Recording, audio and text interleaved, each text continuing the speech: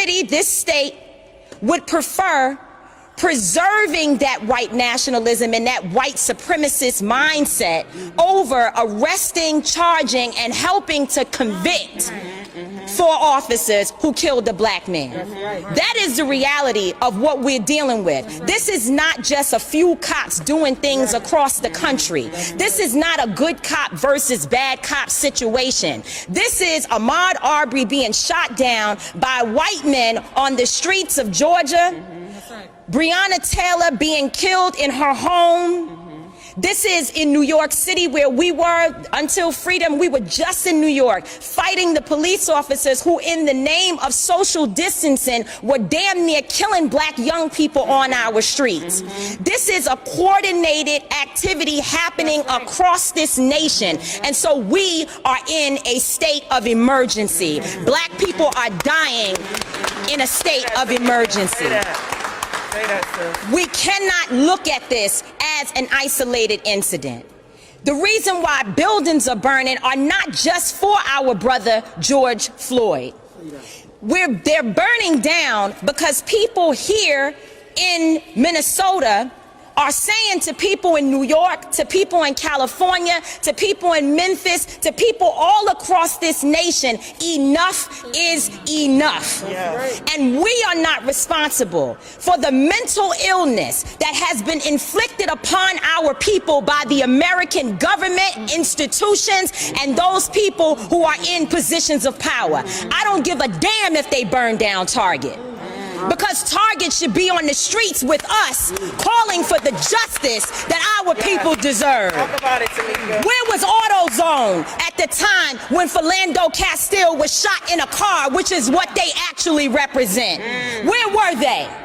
So if you are not coming to the people's defense, then don't challenge us when young people and other people who are frustrated and instigated by the people you pay. You are paying instigators to be among our people out there throwing rocks, breaking windows, and burning down buildings. And so young people are responding to that. They are enraged, and there's an easy way to stop it. Arrest the cops. Charge the cops. Charge all the cops. Not just some of them, not just here in Minneapolis. Charge them in every city across America where our people are being murdered. Charge them everywhere. That's the bottom line. Charge the cops. Do your job. Do what you say this country is supposed to be about, the land of the free for all. It has not been free for black people, and we are tired. Don't talk to us about looting. Y'all are the looters. America has looted black people. America looted the Native Americans when they first came here. So looting is what you do. We learned it from you. We learned violence from you. We learned violence from you. The violence was what we learned from you. So if you want us to do better, then damn it, you do better.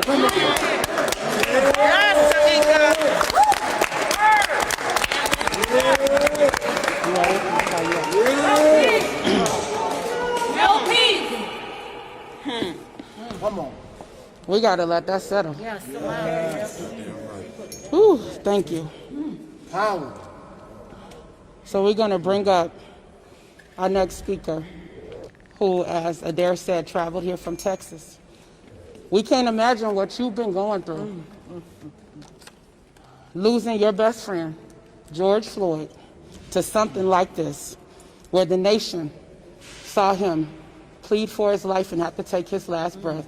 Nobody should have to die like that. Nobody. So next up, we have Stephen Jackson, a former NBA player, best friend of George Floyd, standing here in solidarity. Please welcome him.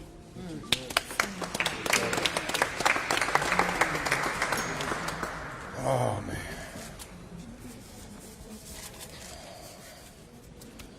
Who said common sense was common? Talk about it. What happened to common sense? My brothers, I love y'all.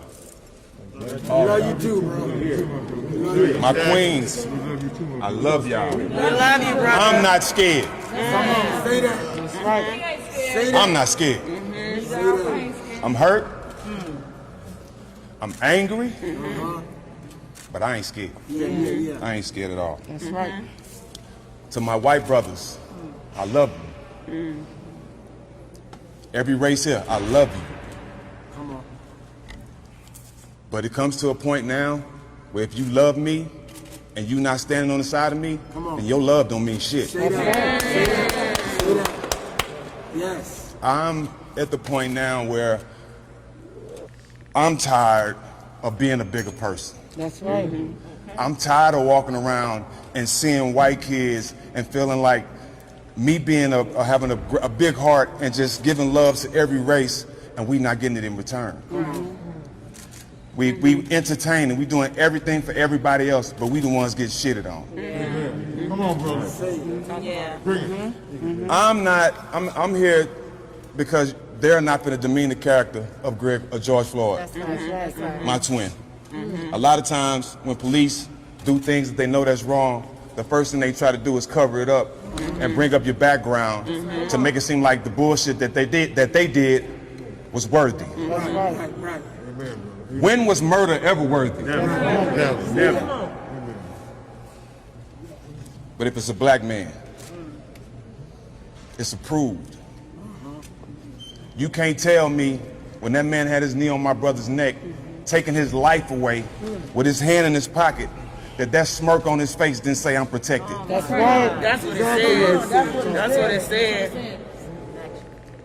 You can't tell me that he didn't feel that it was his duty to murder my brother and that he was fine with it, that he knew he was gonna get away with it. You can't tell me that wasn't a look in his face. We've seen this so many times, and we see it right in our face and we don't get no justice. That's right. What happened to common sense? That's right. What happened to just opening your eyes? Your eyes don't work now? Videos, what is videos for? Videos don't work now, they don't mean nothing? Only when you black. Say that. My brother was someone who died trying to be a protector and a provider for everybody. But one thing a lot of y'all don't know, that's damn near every black man. That's right. Talk about it. Because where we come from, we have to learn how to protect and provide. How not? The ones that don't know how to protect and provide, the ones that ain't proud to be black, are the ones that get knocked off early. You have to be strong where we come from in order to survive, in order to be successful. It's 10 times harder. And I tell people all the time, the difference between me and my brother Floyd is I had opportunity. So many of my brothers are so talented and sitting in the ghettos and the hoods right now because they don't have opportunity. That's right. Big facts. And y'all wonder why we angry. We're not just dying. It hasn't been fair to us. That's right. So at this point, y'all murdering my brother. Now I see y'all punching my women. We don't have a choice but to stop asking and not really demanding. It's time to start taking. It's time to start taking. And my voice is screaming farther than people know. Because I come from the dirt. I come from the mud. You dig what I'm saying? And the people behind me, they come from it too. And we here standing together. I need everybody to stand with us. If you're not with us, you're against us. And it's no more pacifying, no more straddling the fence. Either you got to play this our side or you're on the other side. There's no straddling the fence. And I'm talking to everybody, black, white, blue, green. Come on. Come on. It's all right, Stack. It's all right. We need to see some charges. Sure, Stack. You got it. It's okay. Imagine this. A man growing up in an area where the odds are already against him. Trying to figure it out. You know, they say experience is the best teacher. So you're going to make mistakes. That's right. Everybody going to make mistakes. You make some bad decisions. It happens. We all make bad decisions, right? We make bad decisions. Even being successful, I've made bad decisions, right? Tell the truth. You get to a point where you make a bad decision and you end up suffering for it. Going through time. Sit down. Okay? You got to go do that. They say you got to rehabilitate yourself. You rehabilitate yourself. You have relationships with people where you're able to get away and try to better your life. That's right. Right? Because you've been in the system. All they tell you, the only way you can get out is if you rehabilitate yourself. That's right. And when you rehabilitate yourself, you get out and you still treated like a criminal. Right? So stay with me now. Picture that. You get an opportunity to move away from the environment that brought you down. You get away, you be successful, you get a job, your life starts turning in the right direction. You stumble a little bit again. It's not worth your life though. Right. That's it. You stumble a little bit again, and you end up on the ground with a knee in your neck, screaming your mama's name, screaming your kid's name, Lord have mercy. going to the bathroom on yourself. Tell the story. Imagine if he was white. Wouldn't have happened. Ponder that for a minute. Right. Imagine if he was white.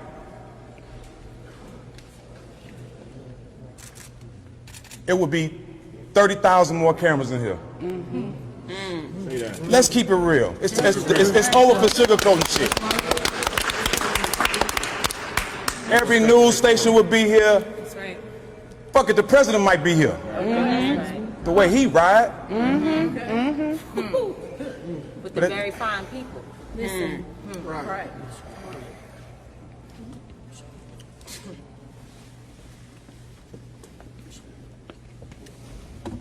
We, as black men, we've seen a lot of stuff as far as murders and people being taken from us.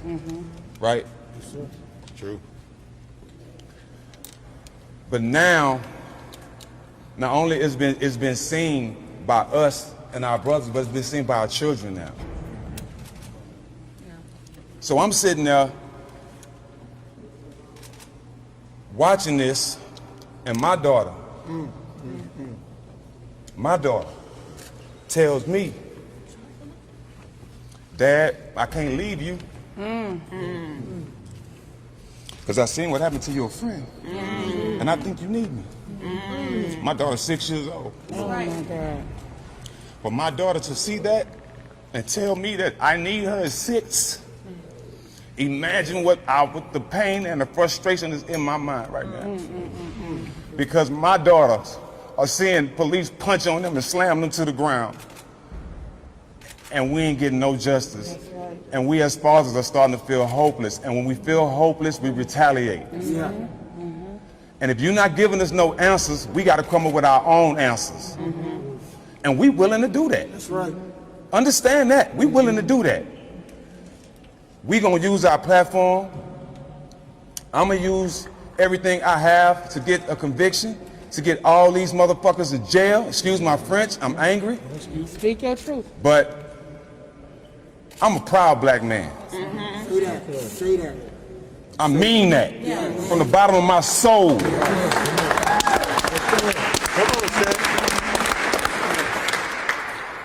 And I can say that and tell everybody here I still love you. That's right. But I'm at a point now, I don't need your love. I honestly don't need it. And want me to tell you why I don't need it? Because the love I need has always been here. It's always been here. We just haven't came together yet. That's good. But I'm starting to feel it. Come on. Amen. I'm starting to feel it. I'm starting to feel it. I'm starting to feel it. And I thank God for everybody here. But we came for justice. We came for convictions. I definitely came because this city is definitely going to take care of my brother's kids. He has 2 beautiful daughters that he can't provide for. 2 nights ago, I'm on the phone with Roxy. Gigi don't even know. She still ain't told her daughter. So she decides to tell her why I'm on the phone. Imagine the cries from a 6-year-old girl that just found out her daddy's been murdered for the world to see. Violently, for no fucking reason.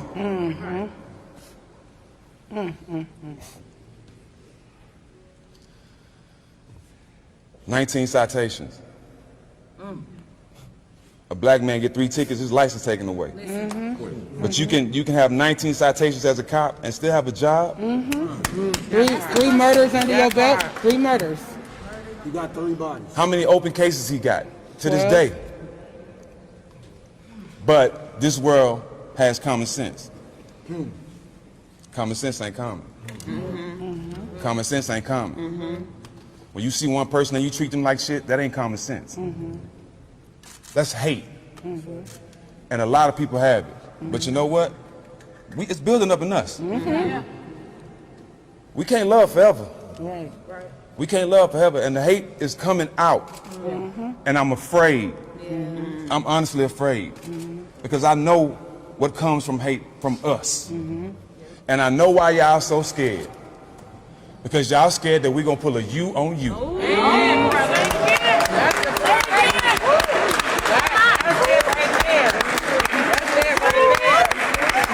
I know why y'all scared. Y'all been doing us wrong for so long, y'all think karma's finna hit you right back. Chickens came home to roost. But we're gonna do this shit right. That's right. And it ain't gonna stop. I don't have no more tears, honestly. I've cried enough. I've cried enough. I'm here for one reason, for my brother's honor. He was murdered in broad daylight for the world to see, and nobody's in jail. Nobody's in jail. So where we go from here? Where we go from here? To the front line. We going to the front line. That's right. And anything you see, so be it. So be it. So be it. I want you to see it, because this is real pain. How can you tell people to stop doing what they're doing when all you have to do is have common sense? That's right. Common sense ain't common. Common sense is not common. I'll walk right here and slap this man behind his camera. Common sense will say, we all saw him slap him. Am I right? Everybody here gonna say we saw him slap him. Facts. Everybody saw it. Big facts. So everybody didn't see this man kill my brother? Right. Common sense ain't common. It's a new day, man. I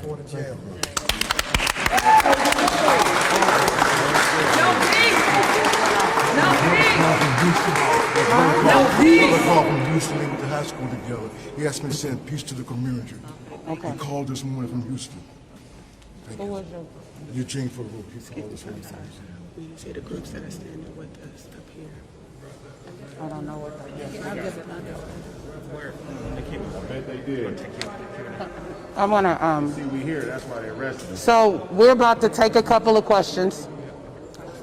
But before we do, one of the things that we want to do today is ask our governor, demand that Governor Tim Walz use his executive power and privilege to do something significant in this situation. That's right. Since he was elected, we have pushed him.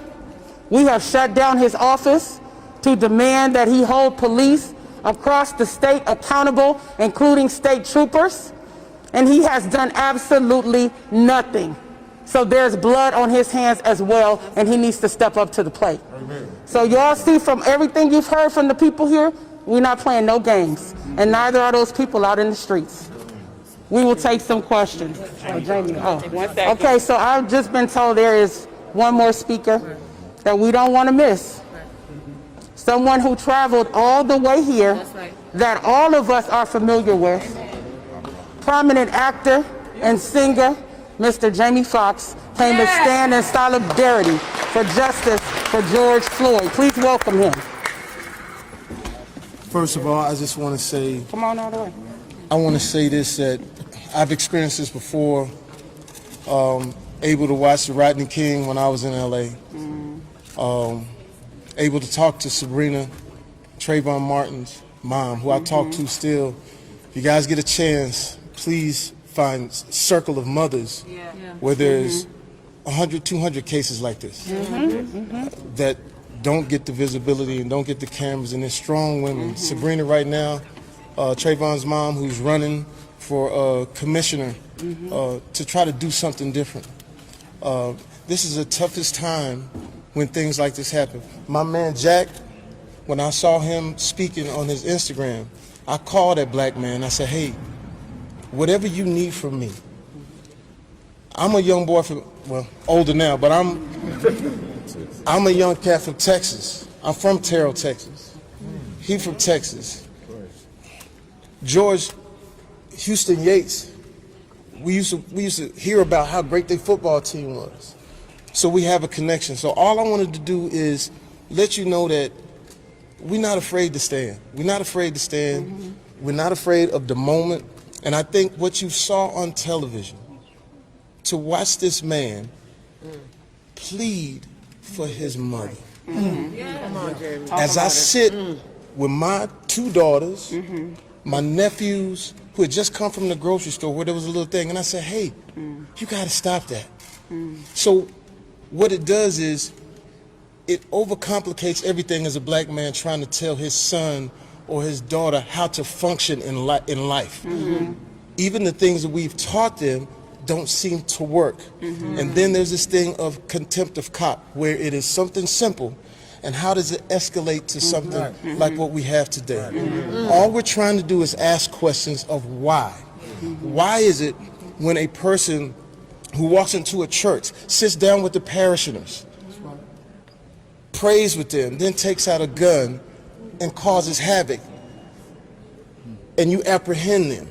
Right. A white guy. Why, when it comes to us, it seems like the brute force ends up what we're doing today. So all I wanted to do today was let you know that I'm not a celebrity. I'm from Terrell, Texas. These are my brothers. Talk about it. This means everything, because at the end of the day, when we see you guys out here on the front line, we want to let you know you got support. We want to let you know that anytime you need us, you can call us, we come. We're not afraid of this moment. God bless George and his family. Please wrap your arms around it. And to all of my friends who aren't black, just try to put yourself in our position. And thank you for what you're doing. That's all I want to say. We love you. We're here. We love you too. Thank you for not leaving us to stand alone. I want to acknowledge the people who were responsible for helping to pull this together, all of the partners.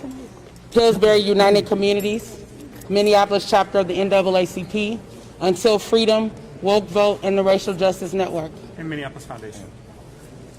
And the Minneapolis Foundation. And I want to thank Carl Anthony Towns for stepping up too and showing up. Yeah. Absolutely. So now we will take a couple of questions. Okay, so 5 years ago, we were all here when Brother Jamar Clark was killed by 2 Minneapolis police officers. Mike Freeman chose not to take it to a grand jury and let those officers walk, and in fact let them back on the force. Now that we have one arrest, what is going to be moving forward to make sure that the culture of the Minneapolis police force is changed? Well, one arrest is definitely not going to change the culture.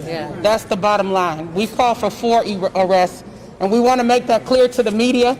Please do not run away with the narrative that highlights one arrest. That is nothing at the end of the day. They should have been arrested, but we want to see 4 arrests and charges for everything that they did that violated the law and the civil rights of George Floyd.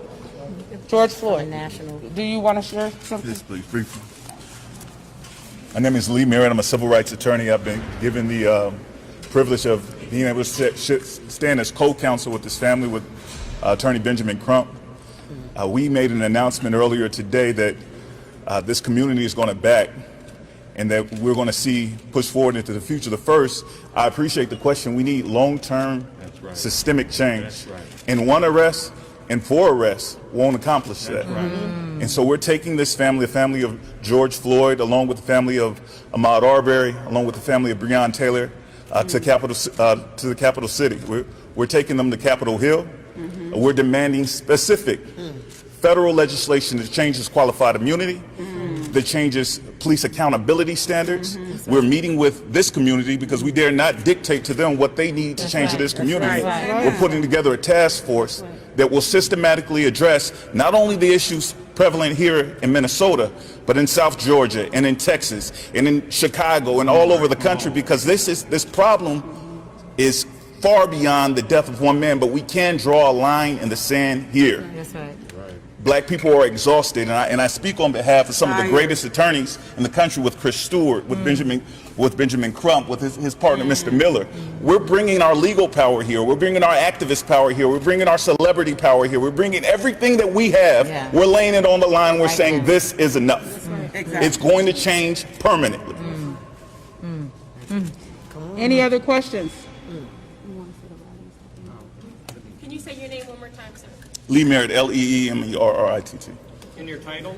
Civil rights attorney for the family of Ahmaud Arbery and co-counsel for the family of George Floyd.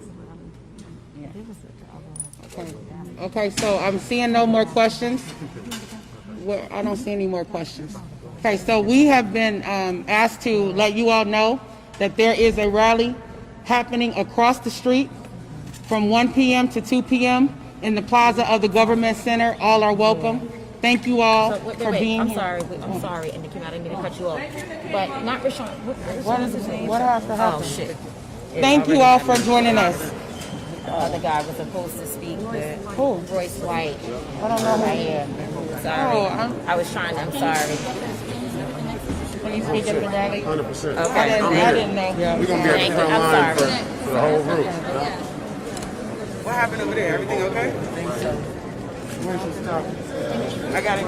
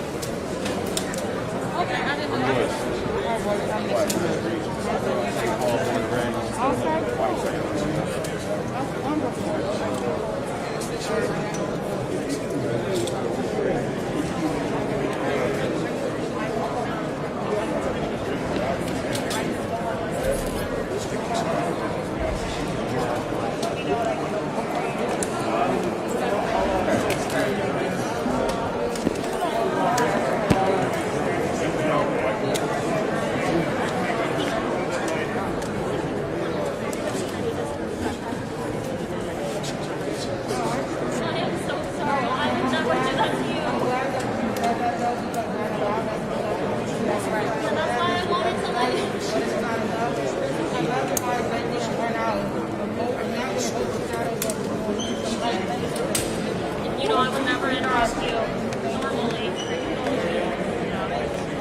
Thanks for arranging this. To me, I just need to change my batteries there. Oh, no, I saw what you were doing. I apologize. My producer, I would have a program MTN and over a case. Sometimes usually things cut out for one point. You might know my wife. Follow the cable. She was a school.